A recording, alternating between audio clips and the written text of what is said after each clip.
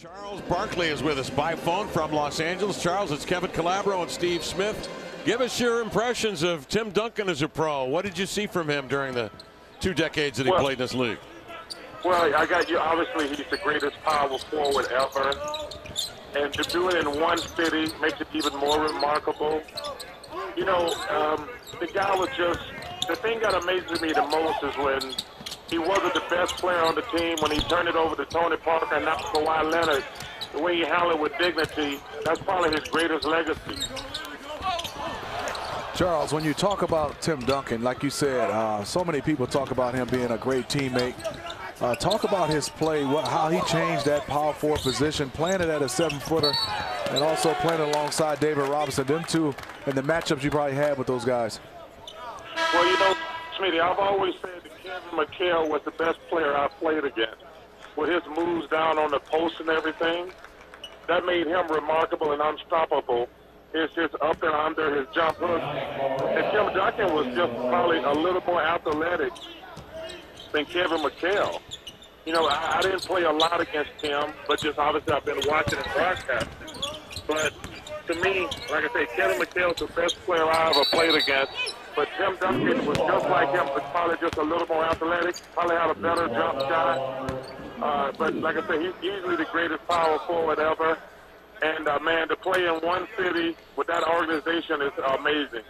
Charles, you mentioned the greatest power forward to play ever, in your opinion. So you'd have to put, if you had a 12-man roster all time, he's on it, correct?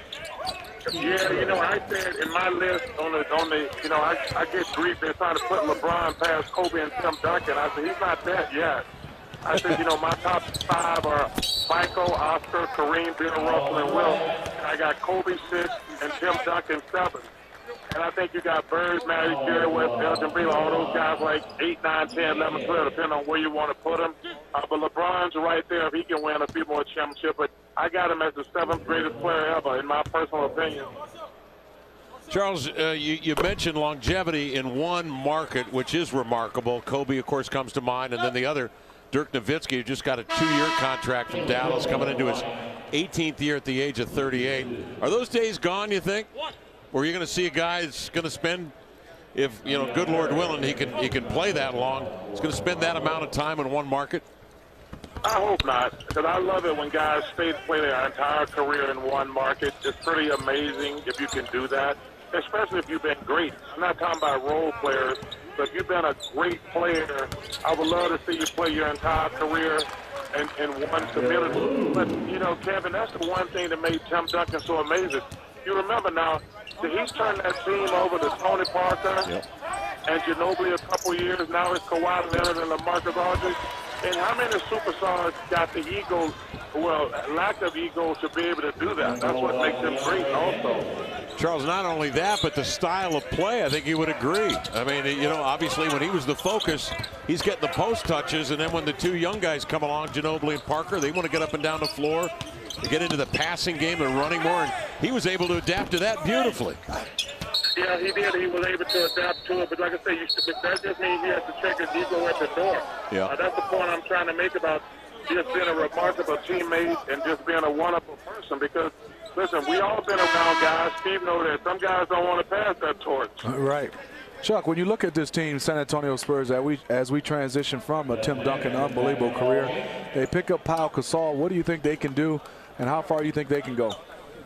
Listen, I think before everybody has towards the championship, I think people got to talk about it. I love what the Clippers have done. I think going out getting most space is going to help them. They've obviously got to get healthy. But I really like what the Spurs did going out getting Pau Gasol. You know, it's going to be interesting with all them small guys the Warriors got. They're going to be able to score, but can they stop anybody or can they rebound?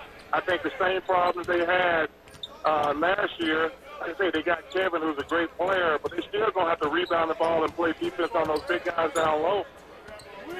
Charles, we wish you were here, obviously, but we wish you the best. Have a great summer, man. We'll talk to you later. Hey, just listen, trust me, if I was there, I wouldn't be broadcasting. I'd be at the blackjack table. With a tea time tomorrow, no question. And we'd be there with you, brother. Thanks very much. Charles Barkley with us